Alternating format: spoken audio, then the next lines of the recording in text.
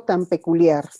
Pues que es una gran oportunidad y es un privilegio estar en esta reunión académica de AMPAG para poder tener la oportunidad de presentar un texto que a mí me parece, en él convergen diferentes líneas de trabajo, diferentes líneas de investigación, diferentes líneas de las ciencias, pues tanto las naturales como la ciencia médica, porque en este libro que vamos a presentar hoy, que está escrito, está construido por Elsa Schwartz y Mari Carmen, resulta que convergen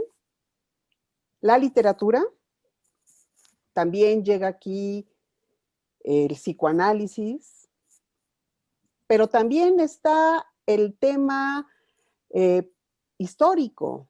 Estamos hablando de que tanto el trabajo como histórico, como literario, el trabajo psicoanalítico, es un terreno en donde vamos a encontrar este tipo de experiencias que nos va a aportar muchísimo a la historia, particularmente de la literatura mexicana, pero también nos va a acercar a la literatura universal.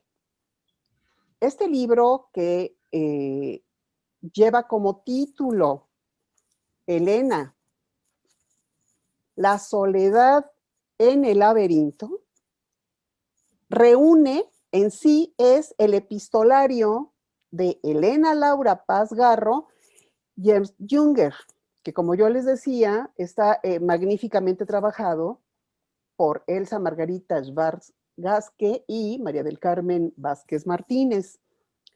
Entonces, lo que nosotros vamos a tratar de hacer, ¿verdad?, a lo largo de esta oportunidad de presentarlo, es ir desgajando, analizando, mostrando todas estas partes que componen esta creación literaria, esta creación psicoanalítica. El libro fue editado, fue publicado en la ciudad de Puebla y están implicadas instituciones muy importantes. Por un lado, está apoyado por el propio Instituto de Ciencias Sociales y Humanidades, Alfonso Vélez Pliego, cuyo director actual, el doctor Francisco Vélez Pliego, apoyó en la publicación de este libro en cuanto lo conoció y conoció a sus autoras. Y también está publicado, coeditado por una importante editorial mexicana que conocemos como la editorial Delirio.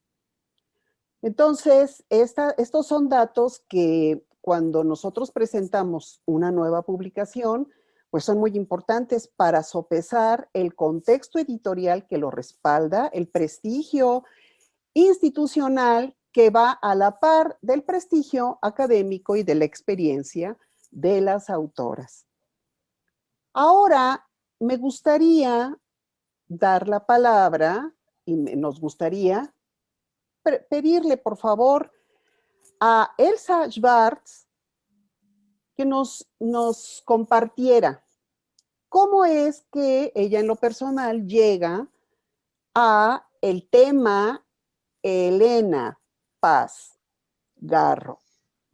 Que nos diga cómo es que la encuentra, cómo es que llega a ella. Por favor.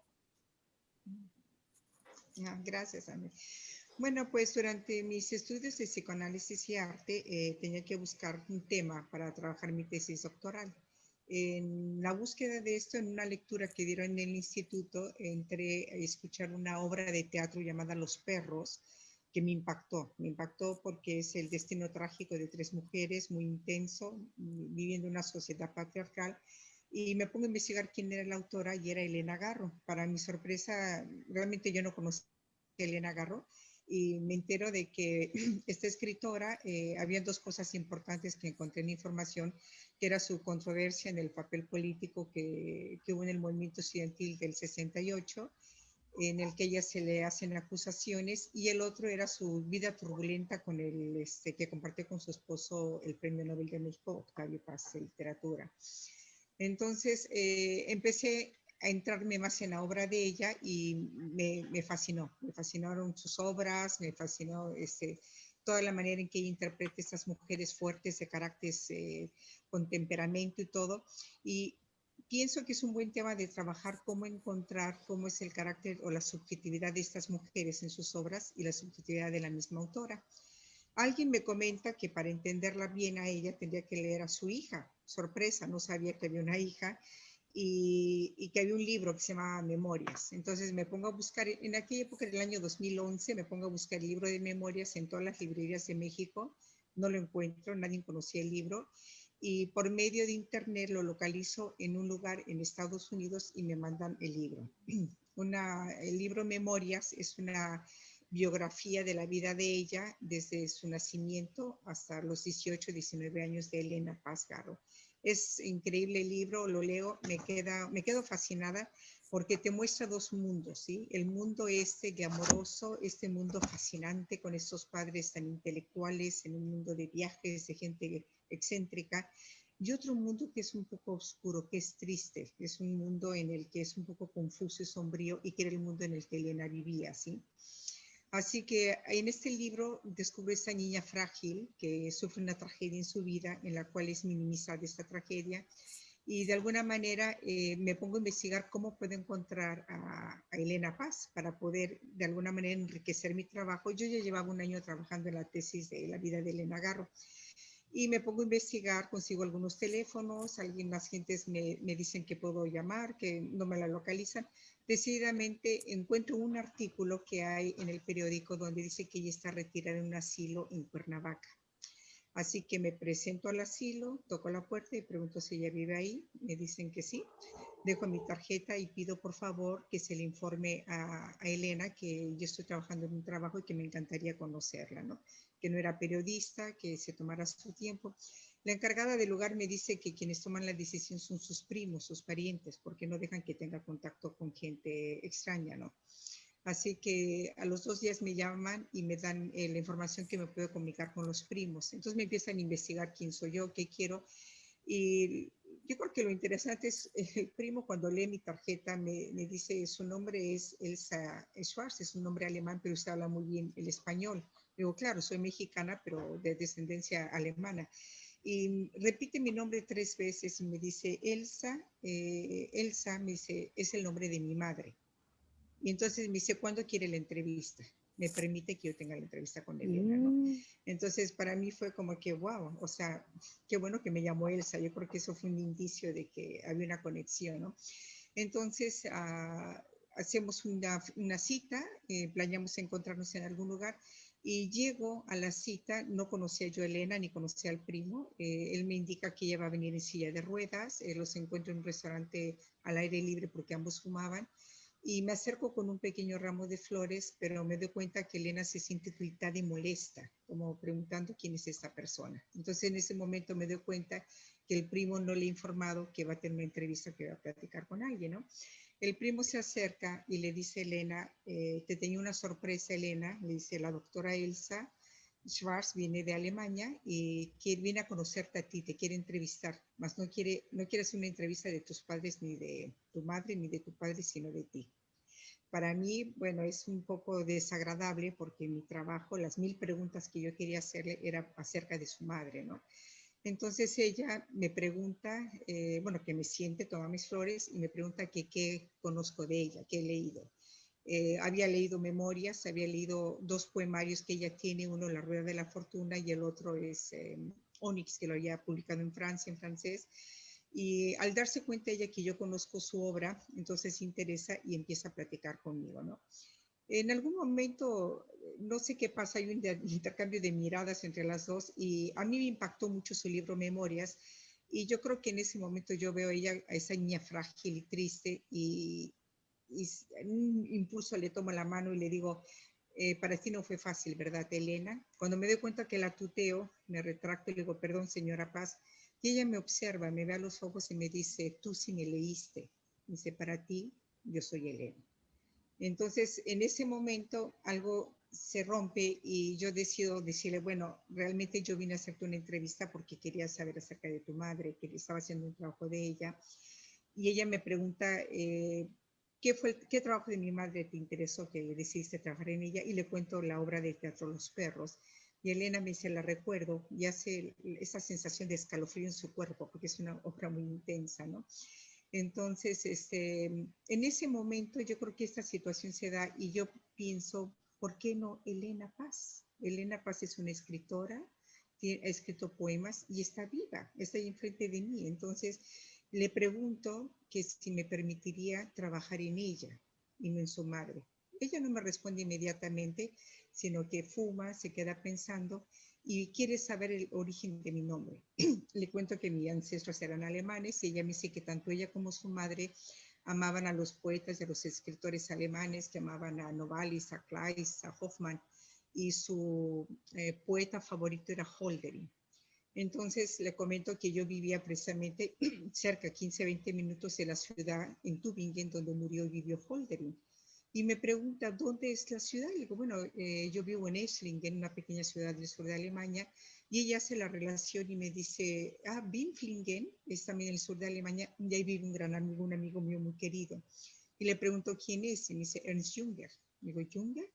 Y Ernst Jünger, pues, es uno de los pensadores del siglo XX más importante de Alemania, era entomólogo, o sea, le digo, ¿era tu amigo?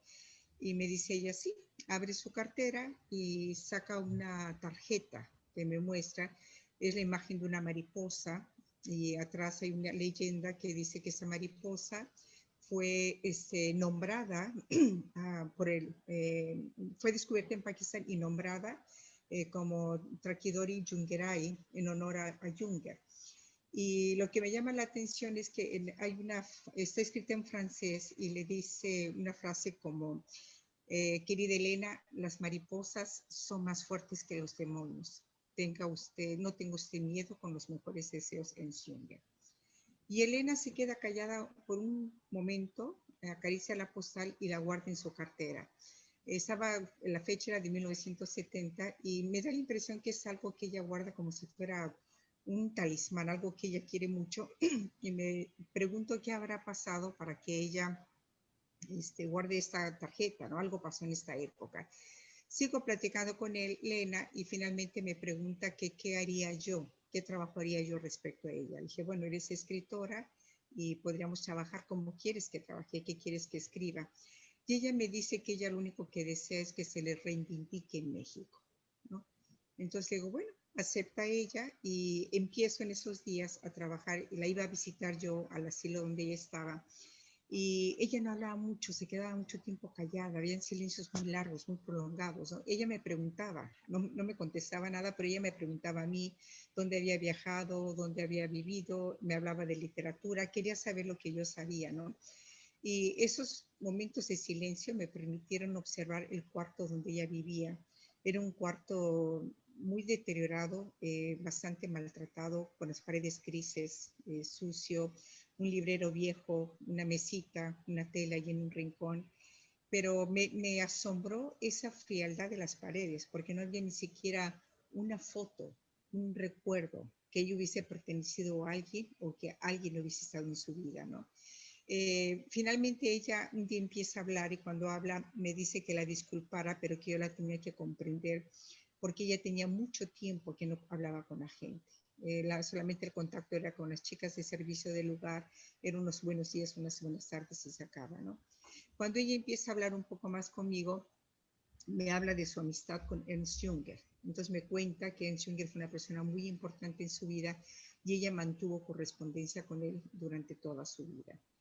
Yo tengo que regresar a Alemania, pero con esta información que ella me da, para mí es importante tratar de corroborar si era cierto que si esa correspondencia existía, si realmente hubo un contacto entre ellos dos, ¿no? Yo solamente tenía de prueba esta postal que ella me muestra. Así que regreso a Alemania y después de investigar, pues llego a dar al Archivo de Literatura Alemana de Marbach, que es el archivo más importante y grande de la literatura moderna que existe. Y después de varias llamadas, un día me llaman y me dicen que sí, que efectivamente había correspondencia y que la correspondencia de Elena Paz Garro se encontraba en el archivo. Entonces, para mí fue algo como que, bueno, fue una investigación que dije, tengo que verlas y ver cada carta, todas escritas en francés, ellos escribían en francés. Entonces, ver estas cartas y ver la primera carta que ella escribe en 1961, empiezo a revisar y es un material increíble porque es hasta la muerte del escritor que ellos escriben. Así que yo me comunico con Elena y le doy la información diciéndole que esa es la primera carta que ellos escriben el 25 de octubre de 1961. Es una carta donde tú ves que Elena es una chica educada, es una chica con mucho talento, que ha leído las obras de él y que se siente identificada, y en donde dice que ella encuentra en él la voz que la juventud debe seguir, ¿sí? Hay que recordar que Junger era un defensor de la integridad del hombre y de su relación y armonía con el mundo que lo rodean. Y yo creo que de alguna manera él fue congruente con su pensamiento que vivió de acuerdo a sus propias ideas, y Elena buscaba eso en su vida, ¿sí? Bueno, después de regresar a casa, yo le llamo y le digo bueno, que he encontrado sus cartas. Ella se sorprende, me dice, ¿qué cartas? ¿De qué me estás hablando?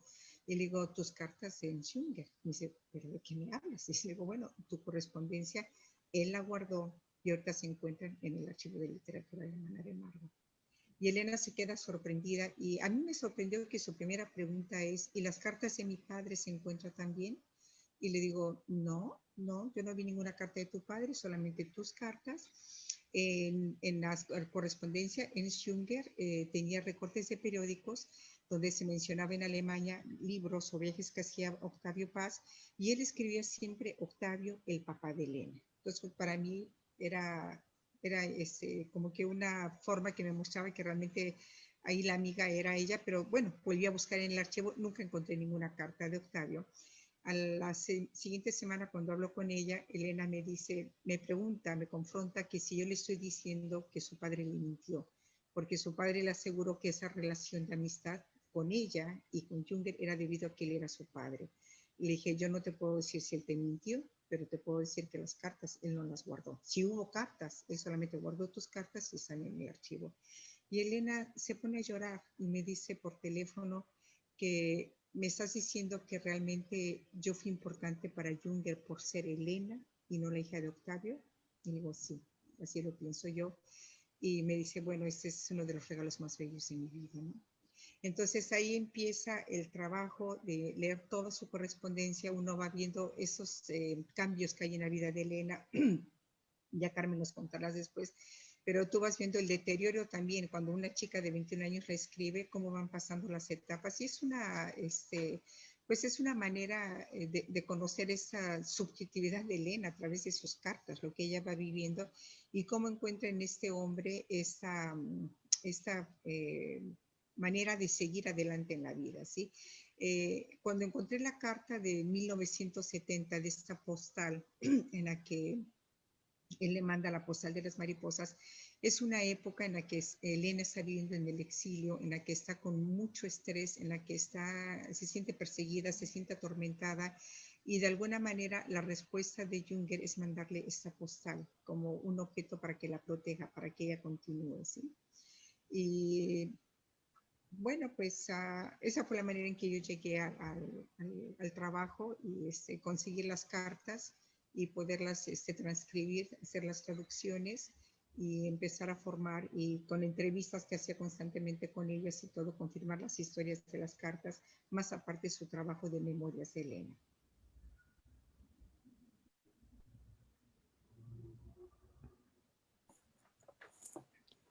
Pues es una manera bien sintética, ¿verdad? Todo lo que nos está narrando Elsa de este acercamiento, con todas estas implicaciones de viajar, una viajera que se mueve entre dos continentes y que va hilando esta situación de confianza, de reconstrucción de una historia, de la reconstrucción de una relación entre personas que tuvieron un contacto pues muy especial, muy íntimo, porque pues el género de la correspondencia está reconocido como uno de los géneros en donde las personas nos expresamos de la manera más directa, más fresca, sin estar mediando mucho con qué palabra pongo o qué expresión quito. Entonces es una riqueza que él se encuentra en esos contenidos que además de lo que refleja, que ha comentado, el nivel cultural de ambos personajes, pues es interesante ir viendo ya, digamos, detenidamente las piezas que arman este análisis. Entonces vamos a invitar a Mari Carmen que nos haga el favor de ilustrar, de acercarnos, que nos dé una semblanza del perfil de una de las protagonistas de esta historia, que es Elena Paz Garro. Por favor, una semblanza, ¿qué tenemos, cómo podemos imaginarnos a este personaje?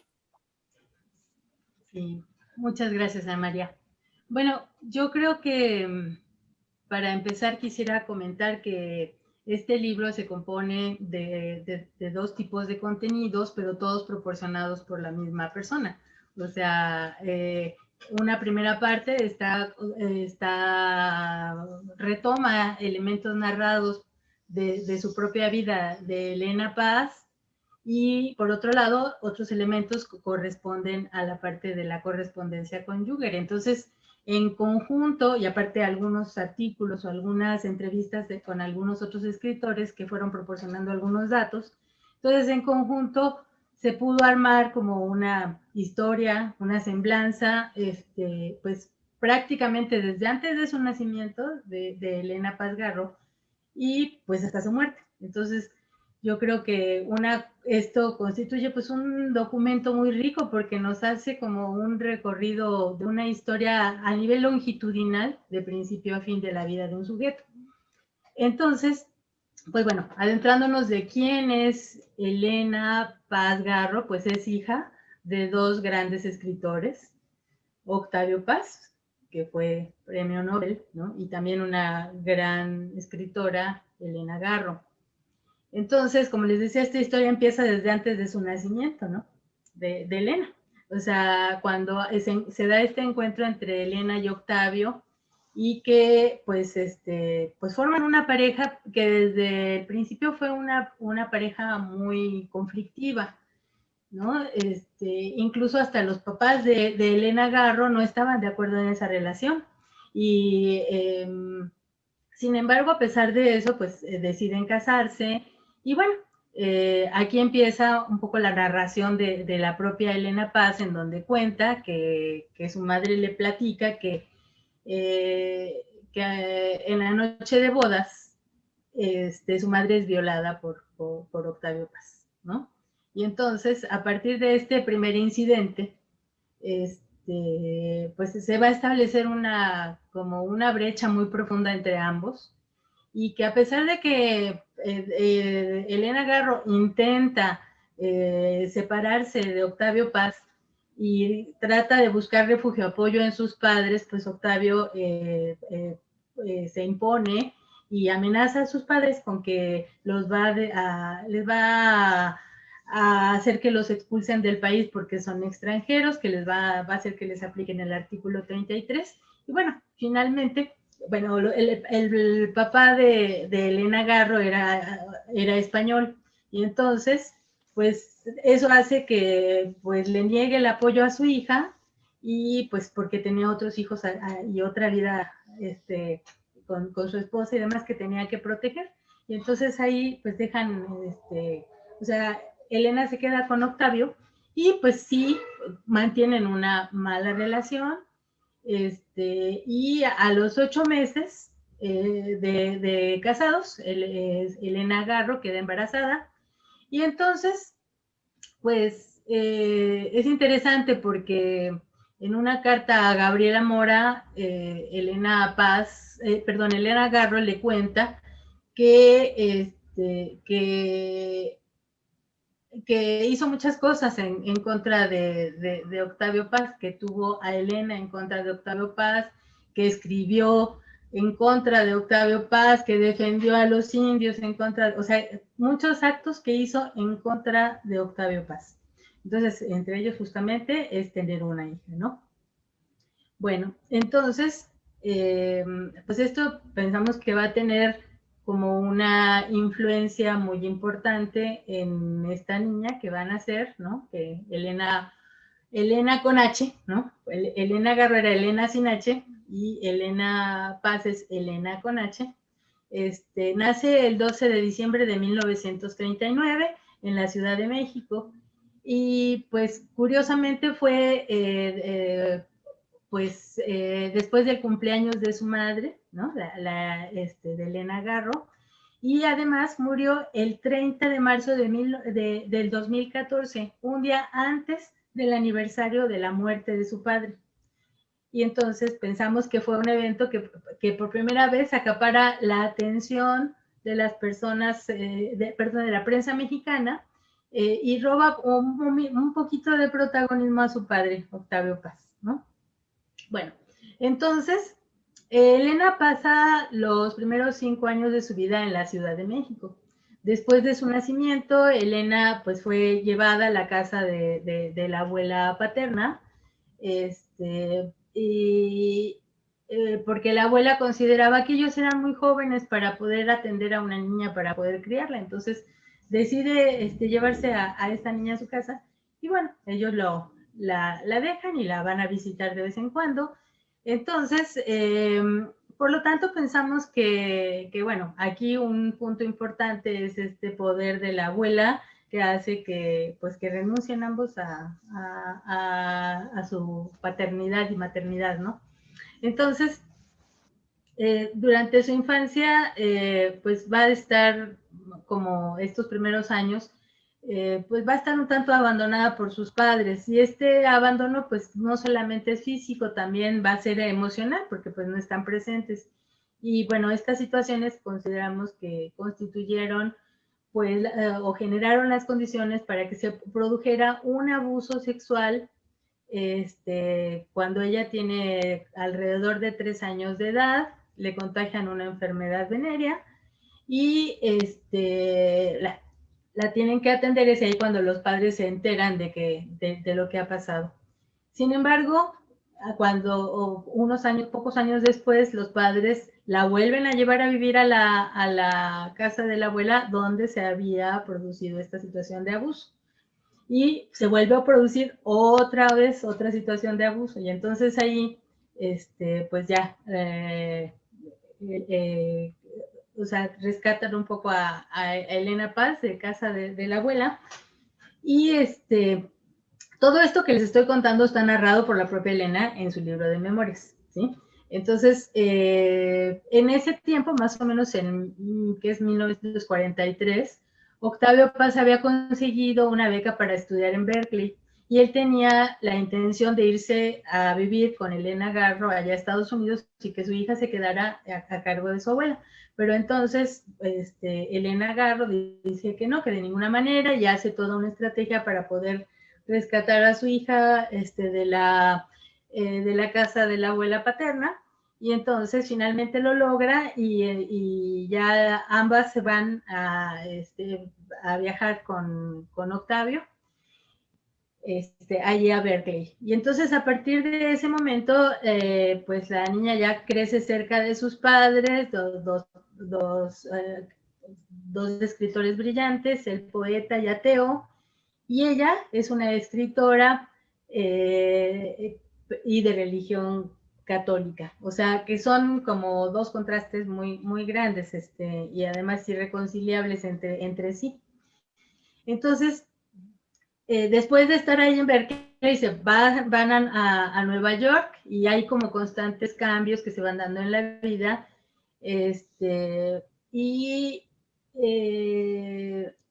Y esto hace que pues, de pequeña, pues no puede establecer como vínculos verdaderos con por ejemplo, entonces ella va a estar rodeada de un mundo intelectual de sus padres, está relacionada con también grandes personajes del mundo de la literatura, y entonces, después de algunos años de estar ahí en Estados Unidos, en 1946 se van a vivir a París, ya dado que Octavio tiene un trabajo en la Embajada Mexicana en esa ciudad, entonces se traslada la familia allá. Entonces, y después de haber vivido en Estados Unidos, la primera impresión que le causa a Elena París es como un lugar desolado, no había nada, no había ni autos, y describe a París como sin luz, sin animación y sin comida. Entonces, bueno, en ese tiempo hay como una época en donde ella recuerda como una relación muy cercana con su padre, que jugaban juntos, paseaban juntos, y y que él se sometía mucho a sus caprichos, ¿no? Narra algunas de las cuestiones de este acercamiento, y para ella pues era pues una figura muy importante. Pero allí empieza Elena a tener una primera vocación, que es estudiar ballet.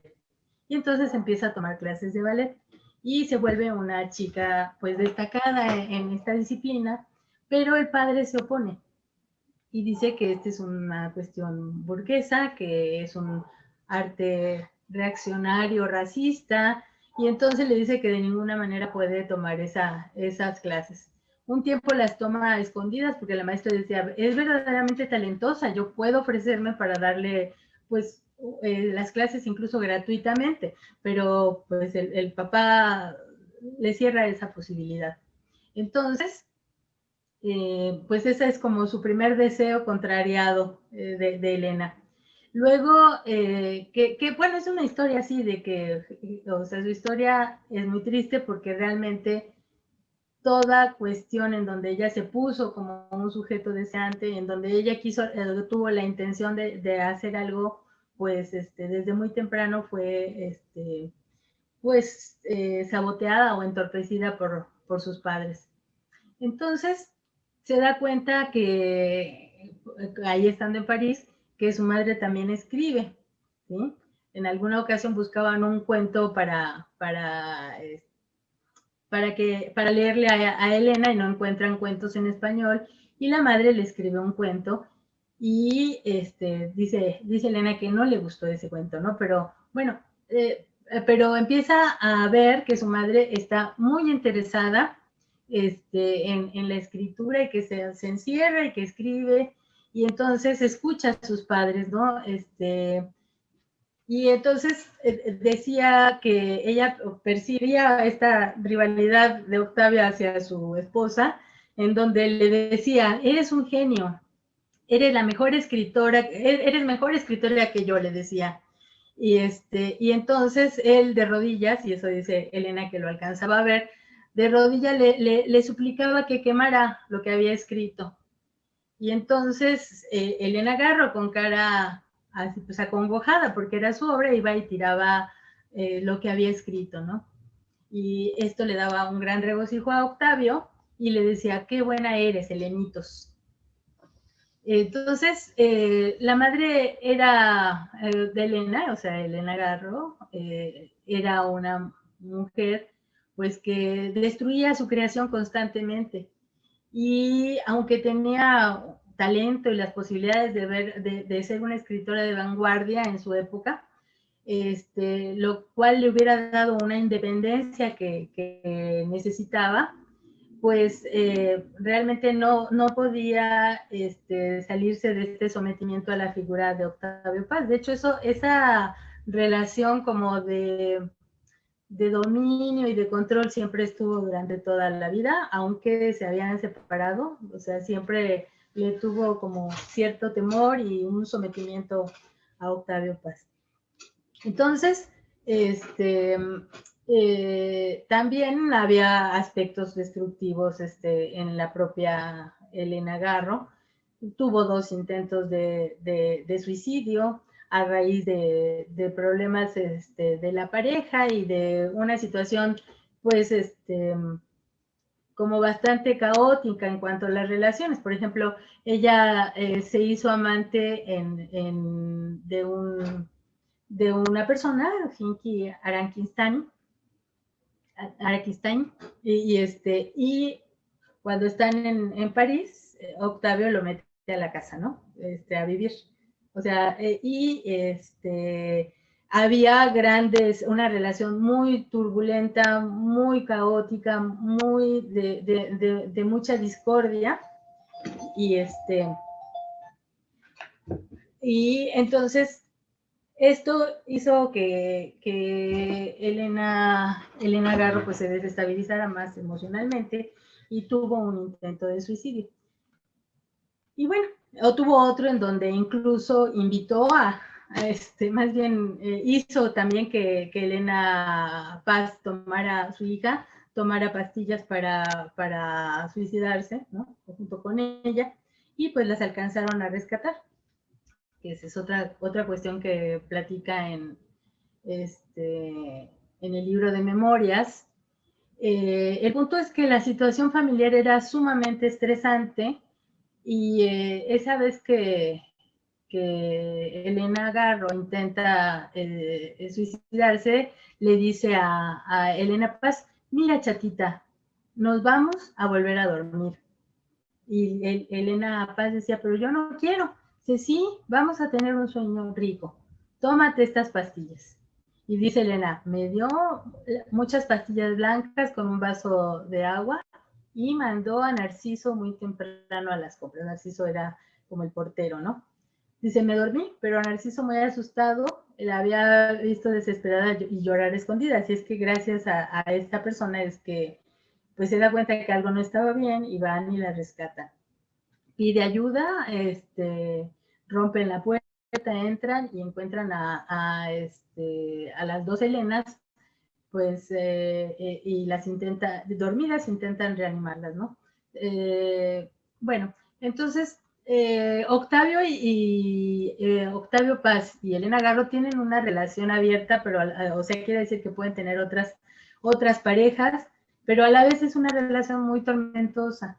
Elena Garro tiene un aborto de un amante que tuvo, y luego conoce a otro, a Bioy Cáceres, de quien también se embaraza, y Octavio le dice que no le va a dar el divorcio,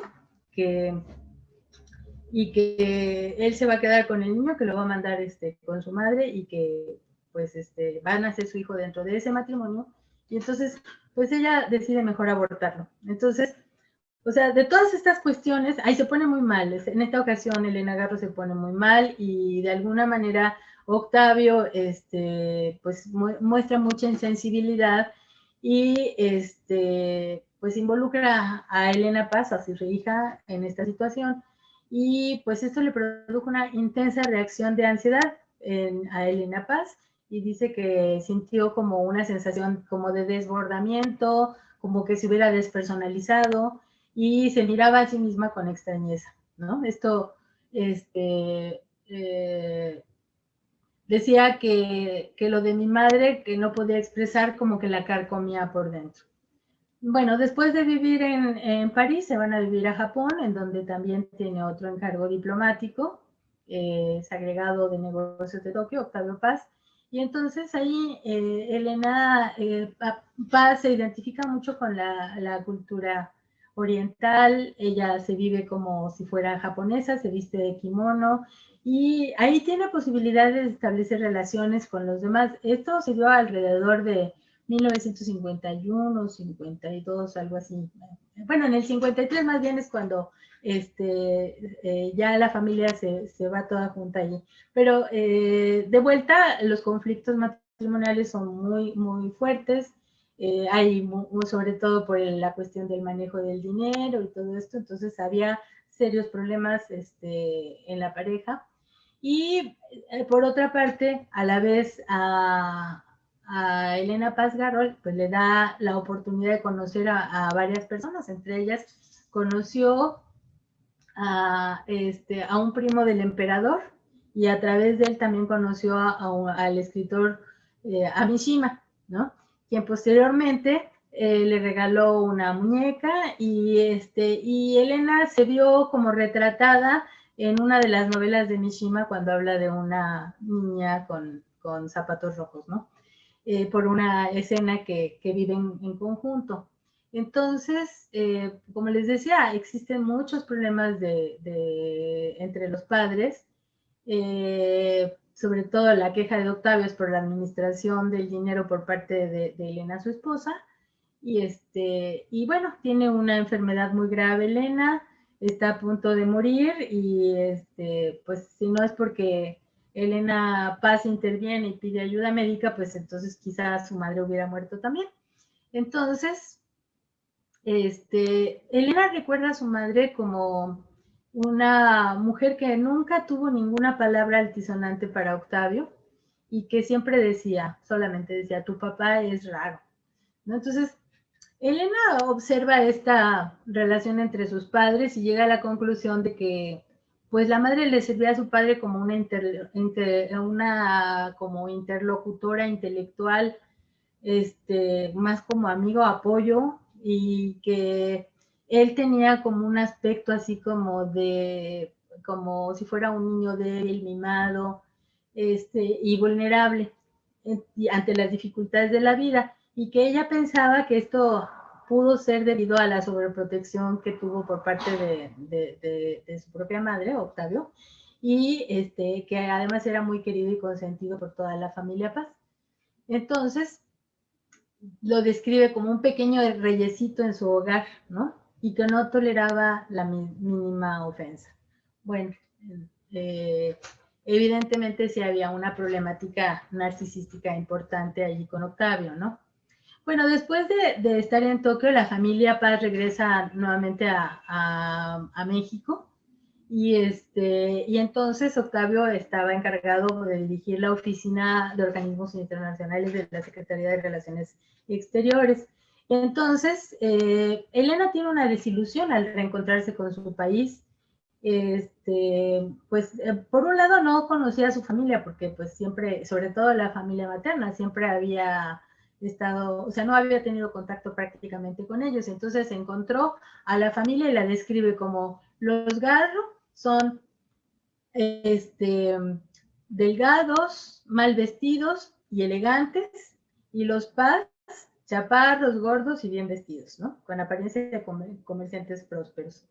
Y entonces, pues justamente cuando llega a México, cuando llega la familia Paz Garro a México, pues se vuelven a rodear de un círculo de artistas, tanto nacionales como internacionales, con los que se frecuentan, y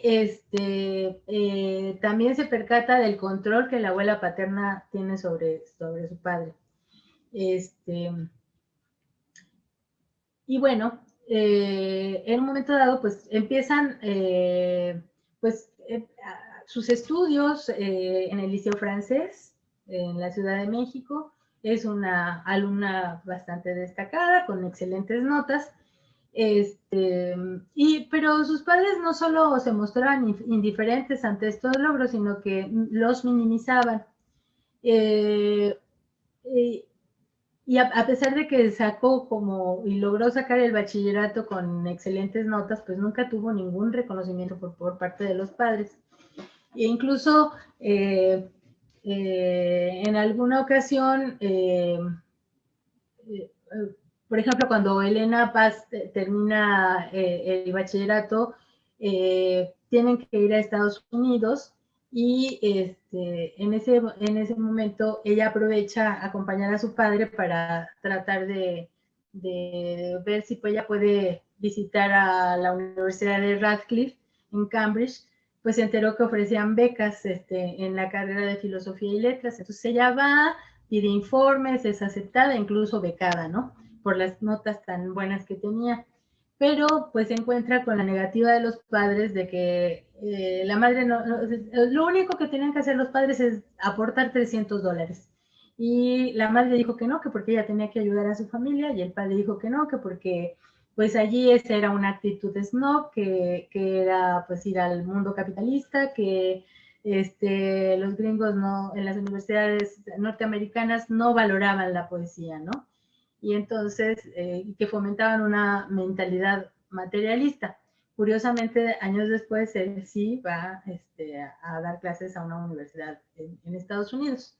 Bueno, entonces, no le dan oportunidad de que se vaya a Estados Unidos, y también con estos círculos de amistades que tiene, conoce a Pedro Infante, quien la invita a trabajar en alguna película, y pues los padres se oponen, le prohíben, porque dicen que, pues, o sea, ven con desprecio a Pedro Infante, ¿no?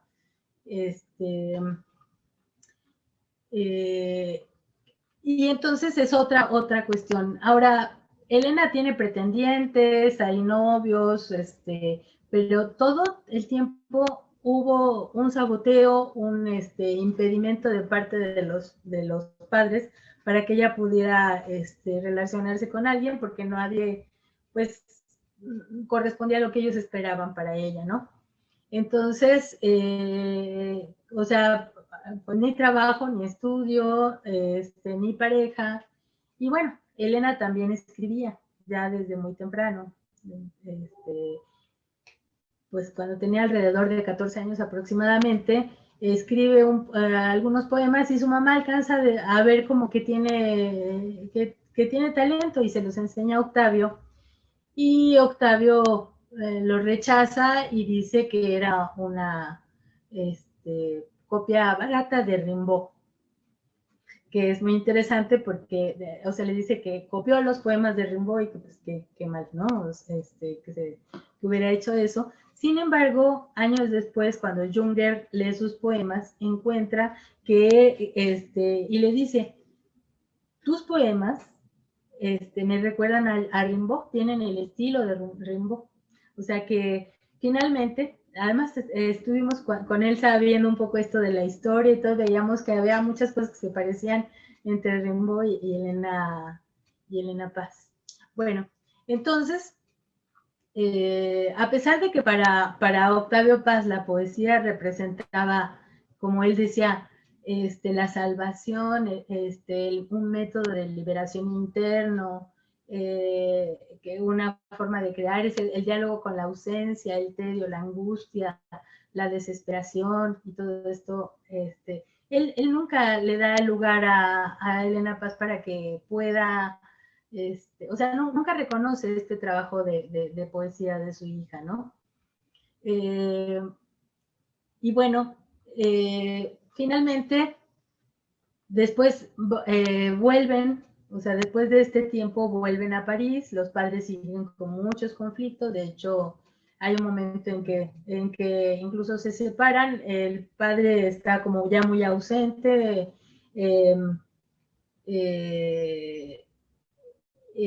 ha terminado, incluso tiene alguna pareja por ahí también el padre, ha terminado con ella, bueno, hay una situación familiar compleja, y y en ese momento, pues después de tantas como vicisitudes en contra de Elena en su vida, y que está como muy sujetada por los padres, pues entonces ella se deprime, tiene una depresión muy, muy severa, y la madre lo que hace es entonces acercarle la obra de Junger, porque Junger había sido un escritor que a ella le había servido para reconfortarse cuando tuvo también una depresión.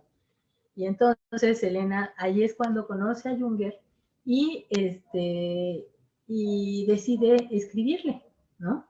Y decide mandarle esa primera carta, que era la que nos mostraba Mónica, y que va a ser muy importante. Yo quisiera hasta ahorita como dejar esta semblanza aquí de Elena cuando es joven, y que más o menos es el tiempo en el que coincide su libro de memorias, ¿no? En donde ella hace un recorrido por su vida.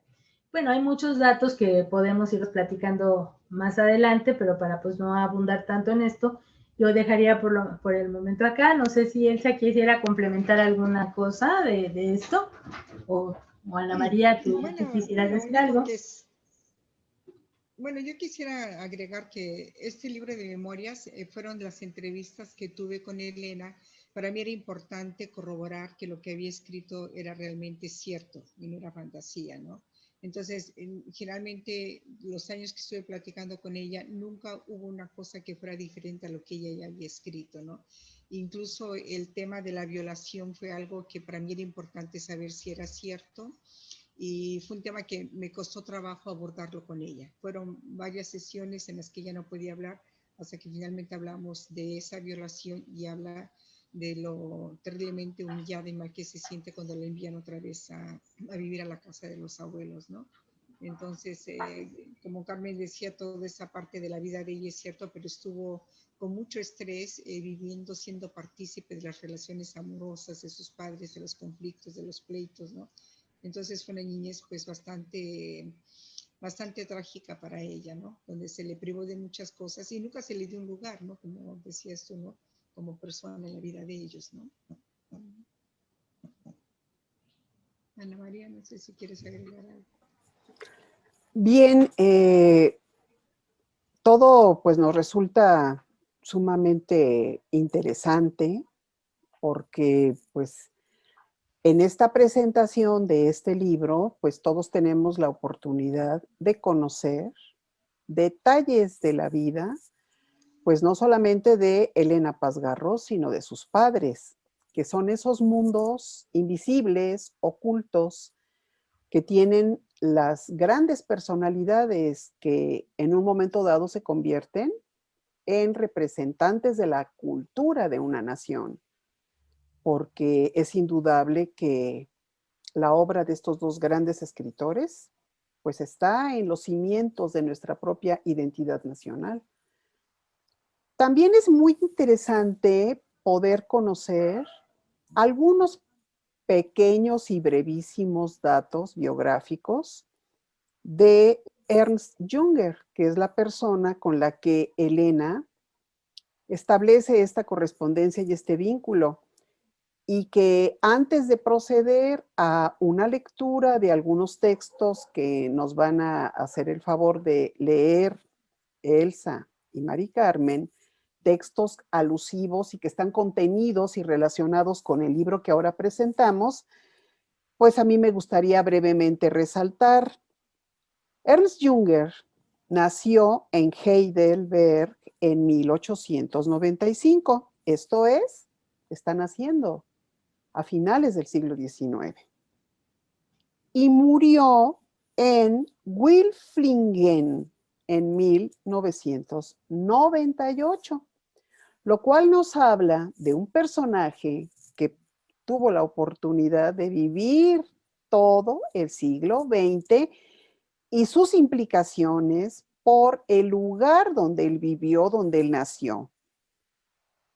Él a los 17 años se apunta en este organismo conocido como la Legión Extranjera.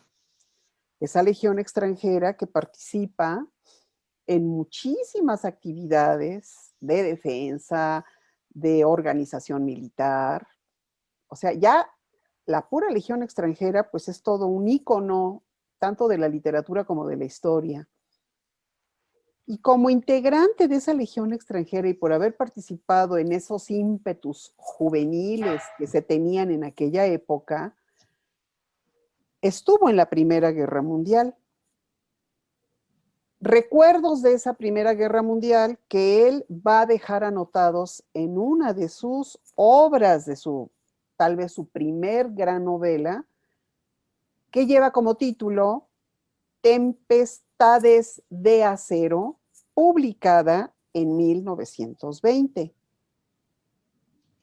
Entre este periodo de la Primera y la Segunda Guerra Mundial, en donde se ve que en su vida de Junger hay un intermedio que, dadas las condiciones sociales de relativa tranquilidad, él opta por estudiar una carrera que es pues llamativo y asombroso que la haya desarrollado, como fue la zoología, que la estudió en 2 universidades, una en la Universidad de Leipzig y otro tiempo en la Universidad de Nápoles. Esto lo desarrolla entre 1923 y 1925. Él, en todo lo que está sucediendo en Alemania, va conociendo pues el ascenso de esto que se llamó él y que todos conocemos y que tiene que ver con la Segunda Guerra Mundial, que fue el nacionalsocialismo. Él nunca estuvo muy convencido de este movimiento, no siempre, no creyó en él, no le convenció del todo. Sin embargo, más adelante va a tener que participar en la Segunda Guerra Mundial. Y dentro de lo que son las actividades del ejército, él ya como oficial le toca un destino, estar en París, cuando la invasión alemana sabemos que llega hasta esos territorios, y particularmente ahí conoce a un personaje pues también trascendental, histórico, filósofo. Conoce, además de conocerlo, se hace gran amigo de Martin Heidegger. De las cuestiones que también él va a continuar más adelante y que va a reflejar también todas estas inquietudes y todo lo que es el pensamiento y la corriente filosófica en la que él participa previo a lo que ya va a ser la Segunda Guerra Mundial, va a publicar una obra que es precisamente la obra que conoció y que leyó, a la que se ha referido Mari Carmen, que en algún momento lee precisamente Elena. La obra se intitula Sobre los acantilados y fue publicada en 1939. Otra cuestión que, bueno, dentro de lo que estamos refiriéndonos hace un momento a su actividad como zoólogo, Junger es un personaje que está considerado como uno de los entomólogos más importantes del mundo, no solo de Europa, porque él llega a construir una colección, la colección más grande de escarabajos que existe.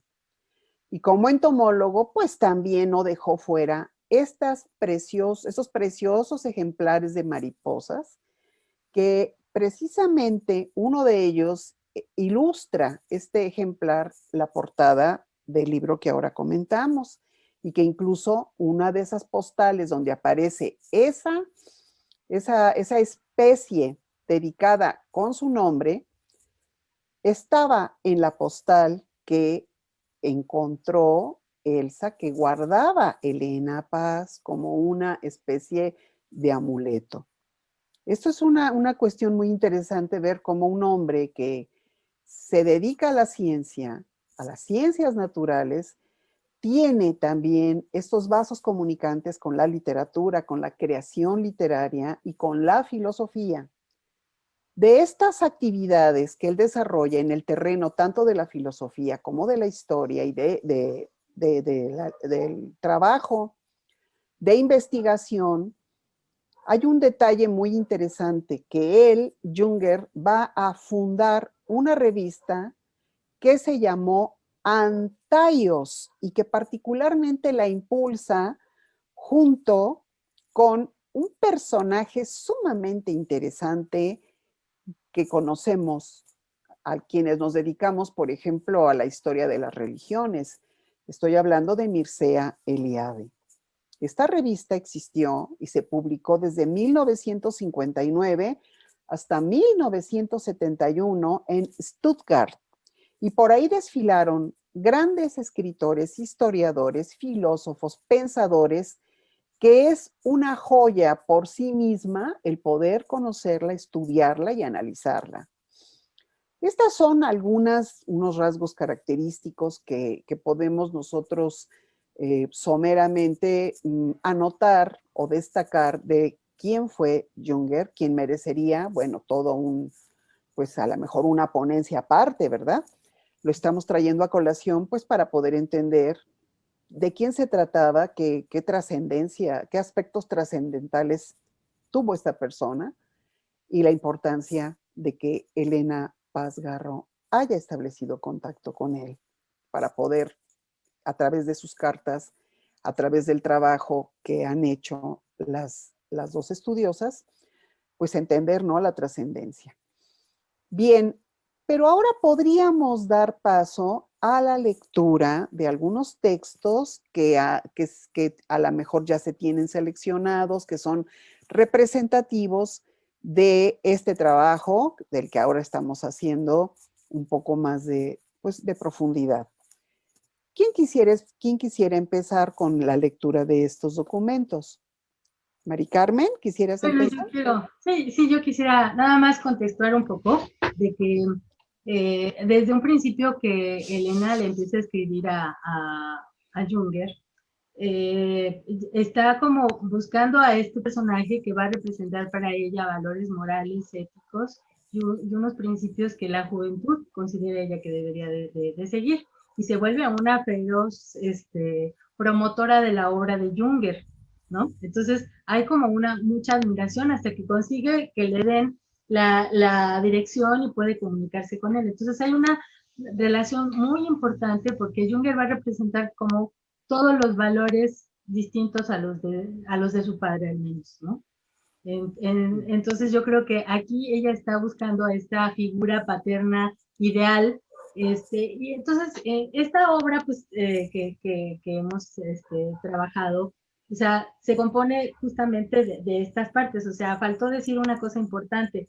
La tesis doctoral de Elsa comprende hasta el hallazgo en el cual encuentra las cartas de Elena, pero después de la muerte de Elena se encuentran en un archivo en Alemania también, quien posee las cartas que Junger le envió a Elena. O sea, hay la respuesta también de algunas de las cartas. Entonces, en este sentido, por eso se pudo construir este epistolario.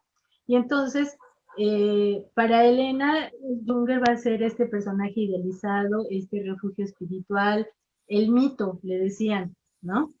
Entonces, en un contexto de un congreso de psicoanálisis en donde los sueños son muy importantes, ¿no? Yo quisiera leer un fragmento de una carta que Elena le dirige a Junger, en donde dice, es del 62, ¿no? Dice, querido Ernst Junger, he pensado mucho en usted estos días y soñé con usted. Estaba en una droguería en Estados Unidos. En unas mesas pequeñas estaban sentadas familias americanas con niños de consistencia brillante, ¿sí?, con perfume de helados. Niñas pequeñas con la piel de helado de vainilla y los pelos incandescentes y revueltos. Y de pronto yo lo veía pasar cabizbajo y muy triste. Un halo profundo alrededor de usted, como el único ser humano entre la muchedumbre, y el gas neón me dijeron que usted había sido prisionero y que quiere adoptar a un infante. Entonces recibimos su carta y nosotros estuvimos muy contentas. Es verdad, los milagros suceden. Trataremos de no molestarle para nada mientras esté en nuestra casa. Bueno, es una carta en donde él les está proponiendo que va a ir a visitarlos.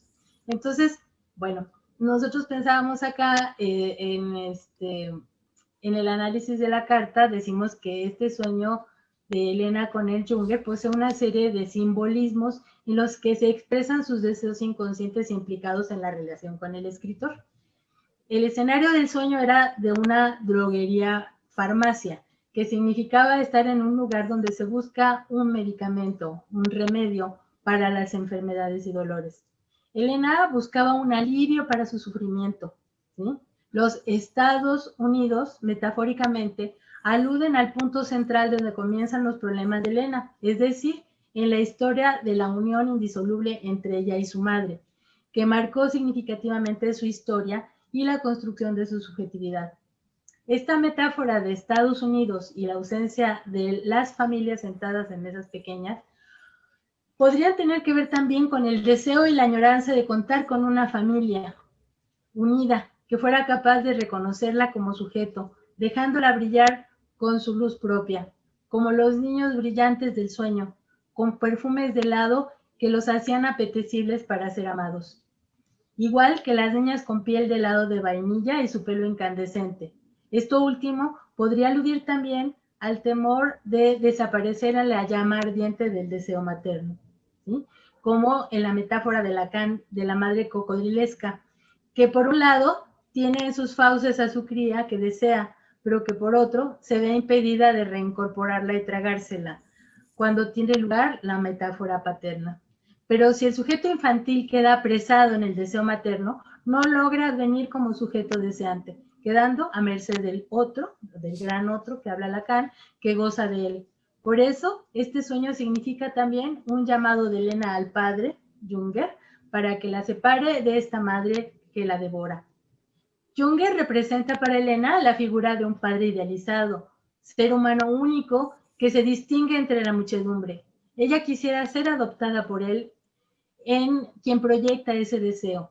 La figura triste y cabizbaja del escritor referida en el sueño y que había estado prisionero refleja la propia tristeza de Elena, así como el sentirse atrapada en la relación dual con la madre y distante de su padre, quien ejerció una triste y debilitada función paterna.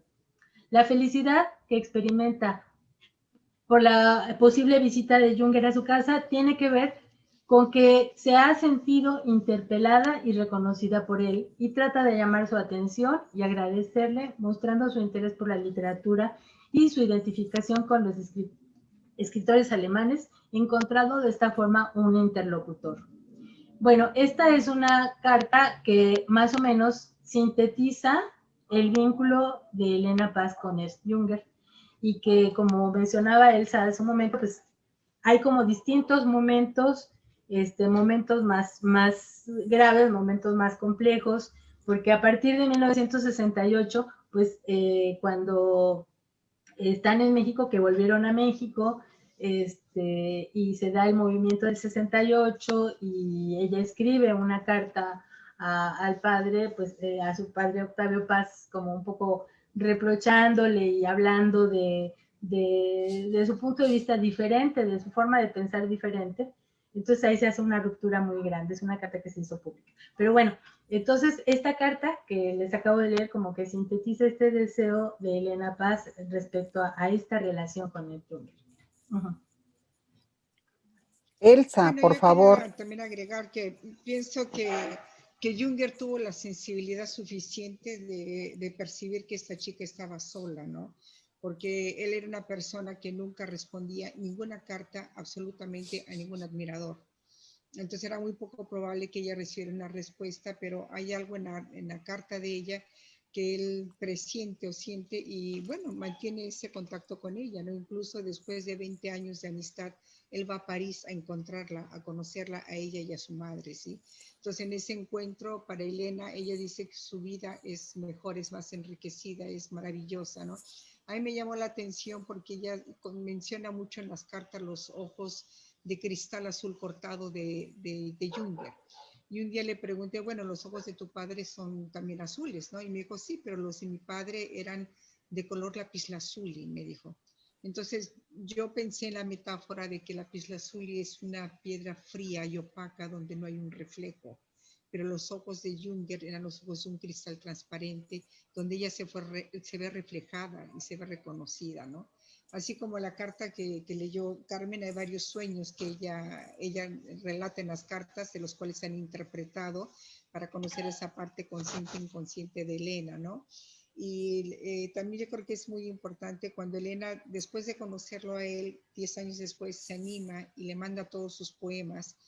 Junger toma la delicadeza de tomar cada poema, leerlo y subrayarlo. ¿Sí? Cada carta que él toma de Elena están marcadas, están leídas detenidamente cada palabra, ya sea anotaciones, incluso cuando le llama por teléfono, cuando tiene interés en saber qué pasa con ella.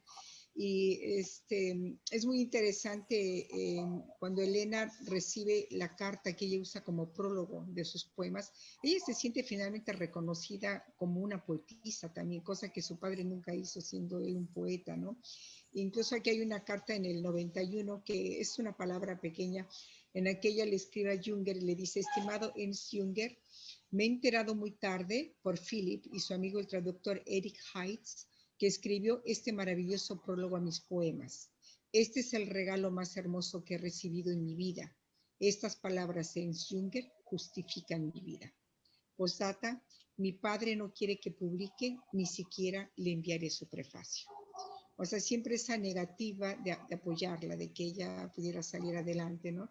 Y en efecto, o sea, es la persona que la acompaña en todas estas cartas, que le hace ver lo importante que ella está en la vida para alguien, ¿no? Realmente, como dice Carmen, cuando termino la tesis y encuentro la otra parte, que son las otras cartas, ella originalmente me da solamente 4 postales que tenía de Junger, y logro conseguir todas. En Alemania es un profesor, cuando ve mi trabajo y ve las cartas de Junger y las de ella, él me sugiere que tengo que hacer un libro. Y me dice: esto es un pedazo de historia, doctora, usted no lo puede dejar así. Entonces ahí viene la idea de cómo poder hacer un libro de este material, ¿no? Entonces la idea viene, claro, o sea, es como cuando tú vas al terapeuta y platicas tus problemas, porque las cartas de Elena son extensas, son largas, y él le responde con unas postales, con unas pequeñas cartas, pero le responde lo que ella necesita escuchar, lo que ella necesita en su vida para seguir adelante. Nunca la deja abandonada, siempre hay una respuesta, hay una continuidad, ¿no? Que era lo que ella necesitaba para poderse aferrar a algo y estar estable, ¿no? A mí me llama la atención cuando reviso estos poemas, cuando llega el momento de decidir cuál sería el título del nombre, pues sería La tristeza de Elena, El abandono de Elena, 1000 cosas que vienen a la cabeza. Recuerdo revisar los poemas, que yo al principio no le había dado, bueno, traducir poemas es muy difícil, tanta importancia. Vuelvo a ver los poemas en los que él subraya, y hay un poema que ella lo traduce, se llama Me dijeron. Y veo que él subraya el último parágrafo y le tacha el título y le marca con una flecha que debe llamarse Laberinto. Y voy a leer un pedacito de este poema porque es muy interesante, de ahí nace el libro, el nombre del libro, ¿sí?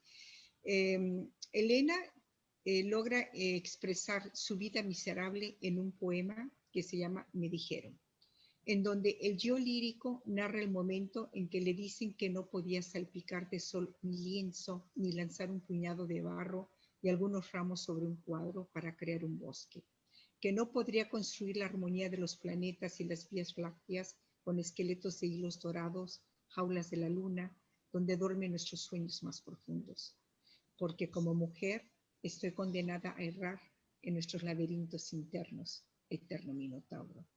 No hay salida de ese laberinto, y aún más con la amenaza eterna de que te quiten la vida.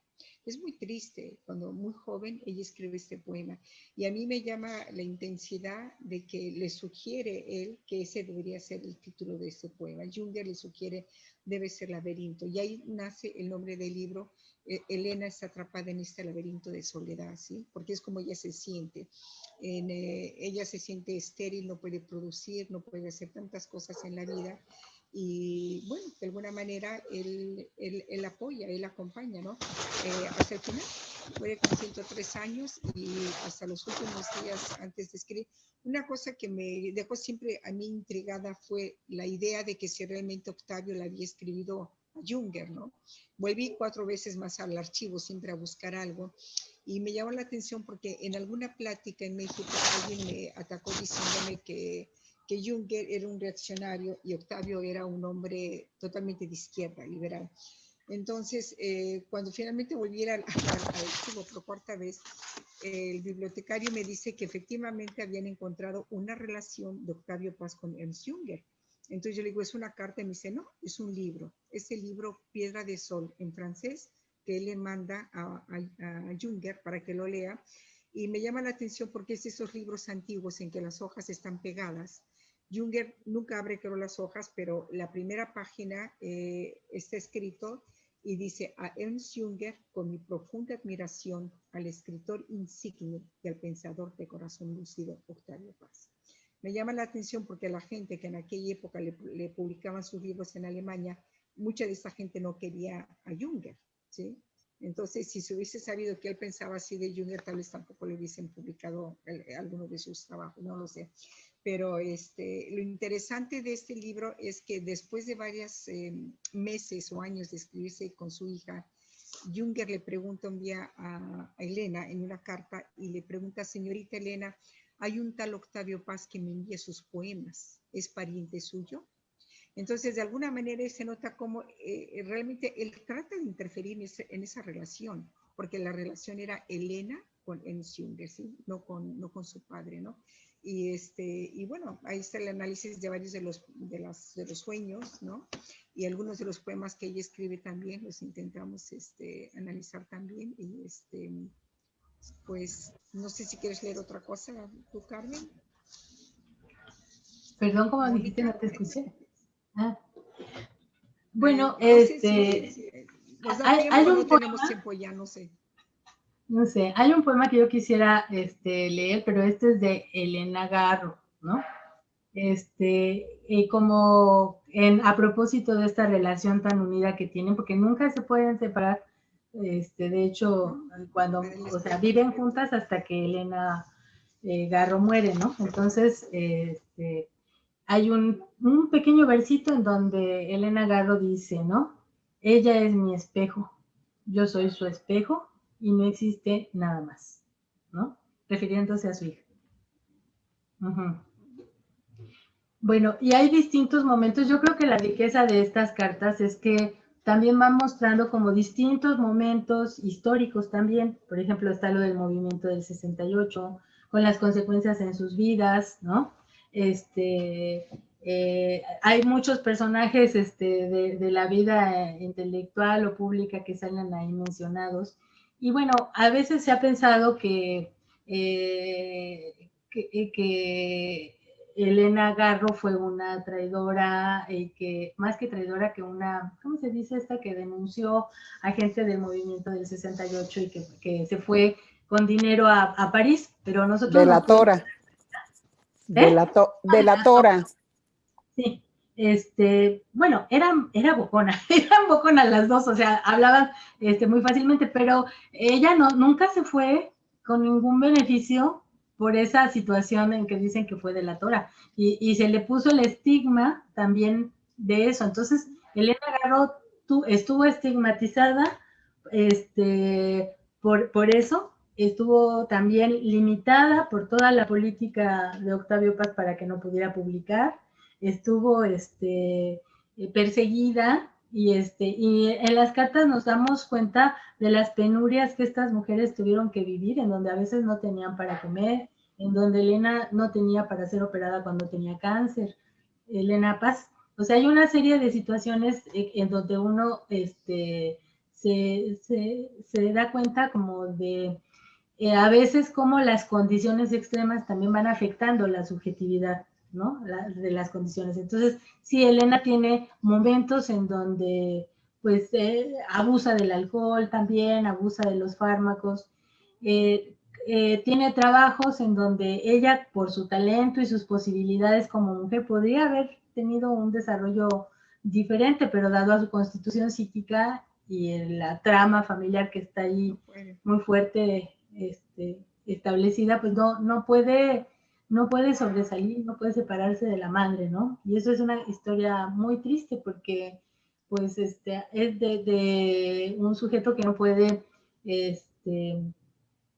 como aprender a autosustentarse por un lado bien y por el otro lado poder explotar esa capacidad intelectual. Hablaba 5 idiomas, se había relacionado con gente pues muy prestigiada, trabajaba en la embajada, claro, como cajera, pero tiene una vida en donde pues aquí sí se aplica el tema de la teoría del techo de cristal. Su techo era muy bajo y estaba determinado por pues estas alianzas familiares que impiden que ella pueda ir más allá de la órbita de su madre, ¿no? De hecho, hay un escritor, Sí, Carlos Landeros, que habla y la describía, pues que las conoció a las Helenas, ¿no? Y decía que pues siempre estuvo como la sombra de la madre, ¿no? Siempre presente como una sombra en todas las reuniones, en todos los lugares. Bueno, su dependencia emocional y económica, ¿no? Nunca le enseñaron cómo controlar el dinero y de alguna manera su fragilidad le hizo sentir esa necesidad de protección y tutela y no podía manejar el dinero, que fue una manera tal vez conveniente para ella también de no ser responsable, no tener responsabilidad, ¿no? De no arriesgarse y de alguna manera perpetuar situaciones de subordinación que ella tuvo, ¿no? Fue una cosa que les unía mucho a su madre y a ella, ¿no? Ese despilfarro económico que no pudieron tampoco controlar, ¿no? Y yo creo que siempre se sintió robada, también siempre le robaron muchas cosas, ¿no? Ella perdió sus poemas, le robaron poemas que dejaba encargada con una amiga cuando salían de una casa a otra casa porque no podían pagar la renta y perdió mucho de su material que escribió. Ahorita creo que hay como 700 poemas inéditos que dejó Elena Paz y que no saben, se echan la pelota quién se quedó con ellos, ¿no? O muchas de sus obras les robaban fotografías, les robaban material, entonces fue un caos y pues fue muy triste, ¿no? La relación que tuvieron ellos con la México. Yo pienso que en realidad pues Elena fue tratada como ella sentía, que le decían que era la hija estúpida de dos genios, que era la copia barata de su madre, ella lo sabía, lo leía en los periódicos, que era una tonta, pero sin embargo creo que al final ese encuentro que tuvimos le ayudó a ella a darse cuenta que Ernst Junger la colocó en un lugar muy especial, lo colocó en el archivo de literatura alemana. Entonces, Elena siempre se va a poder leer ahí, sus cartas están ahí, y eso lo consiguió ella, ¿no? Yo creo que esos últimos años de la persona que yo conocí la primera vez, al final, cuando ella sabe la importancia que le dio Junger en su vida, la hace feliz, ¿no? Ella se encuentra ya satisfecha con que quedó finalmente en el lugar de sus héroes medievales, de todos sus escritores que amaban, que era la literatura alemana. No sé si quieren decir algo, pero pues yo creo que todo está en el libro. Van a tener que leer el libro. Claro, no, Y sí bueno, es. lo que quiere decir que Carmen y yo, cuando vino la idea de hacer el libro, platiqué con ella y dijimos, bueno, vamos a intentar hacer algo desde el punto de vista psicoanalítico, que fue lo que salió, pero este libro creo que se puede interpretar de muchas maneras, ¿no? Lo que quisimos, no hacer nada de las entrevistas personales, ni hacer una narrativa, utilizar las cartas solamente de Elena y de Junger, para que Elena con su propia voz hablara y contara su historia, ¿sí? Ahí no hay interferencia de lo que nosotros. Entonces, Memorias es su primera parte de su vida y su segunda parte son esta correspondencia que está en el archivo, pero todo asesorado por Elena, ¿sí?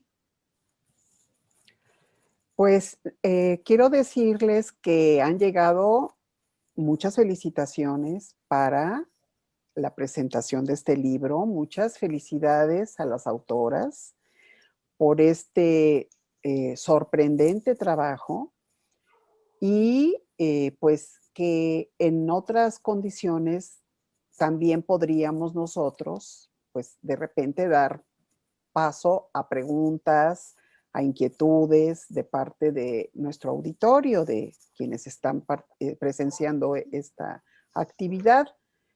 Pero dada la premura del tiempo, pues nos quedan algunos minutos que pues podríamos aprovechar para que ustedes nos den pues una especie de conclusión, una idea, ¿verdad?, de conjunto para concluir sobre la relevancia, y siento yo que es también una invitación a que otros investigadores pudieran realizar a partir de este tipo de fuentes, pues trabajos como el que nos han presentado.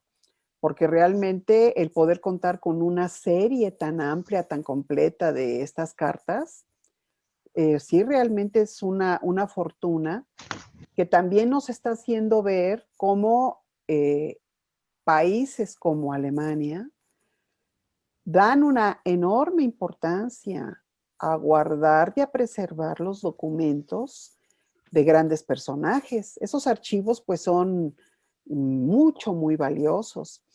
Entonces, que es muy interesante que ahora en esta época del Internet, mucha de la información que antiguamente se guardaba, se preservaba, quedaba el testimonio documental, escrito, plasmado de esas comunicaciones, como de la que ahora nos han hablado, ahora pues el Internet también de repente presenta este tipo de retos, de que toda la comunicación interpersonal de este tipo pues es como efímera, porque a veces hasta se nos satura el celular, porque ya no tenemos espacio y tenemos que borrar nuestros mensajes, nuestros comunicados, nuestros correos electrónicos y no sabemos almacenarlos bien. Entonces, sí quisiera yo hacerles una invitación a concluir, a darnos cada una de ustedes una conclusión global, por favor, de esta experiencia. Adelante, quien quiera empezar. Bueno, yo seré muy breve. O sea, para mí fue, creo que un regalo haberla conocido, haber tenido la oportunidad de que tuvo la confianza de hablar, porque era una persona muy desconfiada, no se abría tan fácilmente, y de que pues pude encontrar realmente ese material, ¿no? Yo creo que eso es muy importante porque nos enseña pues esta historia de esta vida, ¿no? De poderla analizar, de poderla estudiar, como decía Carmen, ¿no? Desde el punto de vista del psicoanálisis, ¿no? Que es un material, las herramientas que pudimos usar aquí para poder entender, ¿no? Lo interesante fue que al principio, cuando fue solamente el trabajo de tesis, que Carmen lo leyó conmigo, era suponer lo que él contestaba, porque no existía la otra parte de las cartas, ¿no? Y realmente cuando las cartas aparecen, nos dimos cuenta que los análisis habían sido correctos porque era interpretarle a ella en el momento que escribía lo que estaba viendo y cómo respondía, ¿no? Entonces pudimos conocer bastante de la subjetividad de Elena, de lo que rodeaba en su época, en su contexto cultural y político, en la época en que ella le tocó vivir, ¿no? Carmen, no sé si... Carmen. Y continuando con lo que dice Elsa, yo creo que ¿Se escucha? este libro, ¿no me escuchó? No escucho. ¿No se escucha? Sí, sí te escuchas, Carmen. Ah, ok. Ahorita sí. Bueno, entonces, digo, continuando un poco con lo que dice Elsa, a mí me parece que este libro, pues, habla de una mujer y de una mujer sujetada por su tiempo y por su historia, y que en este sentido es una historia que puede ser también como referencia de lo que pasa con la mujer y con las posibilidades de desarrollo profesional e intelectual. O sea, aquí estamos viendo como de una manera drástica como el desarrollo personal está pues delimitado o interrumpido por el propio deseo de los padres, pero sin embargo hay muchas mujeres, y esto es como que tampoco pueden desarrollarse por sus condiciones históricas, por la misma situación pues de desventaja social y cultural en la que se encuentran. Entonces aquí podríamos ver cómo a veces en una sociedad patriarcal se producen efectos justamente en la constitución subjetiva de la mujer. Y que a mí me llama mucho la atención, de estas dos mujeres, ¿no? Tanto Elena Garro como Elena Paz, en esta parte de sometimiento, de temor y de dificultad para despuntar y desarrollarse aún más en sus potencialidades. Entonces, pues es una invitación para que puedan como comprender cómo se constituye el psiquismo y la subjetividad de una mujer. Pues muchísimas gracias por sus intervenciones, por sus presentaciones, por todo este discernimiento. Agradecemos muchísimo el contexto académico de AMPAG. Agradecemos también mucho a nuestra orientadora, anfitriona Mónica Espinosa, todo su trabajo para realizar esta presentación.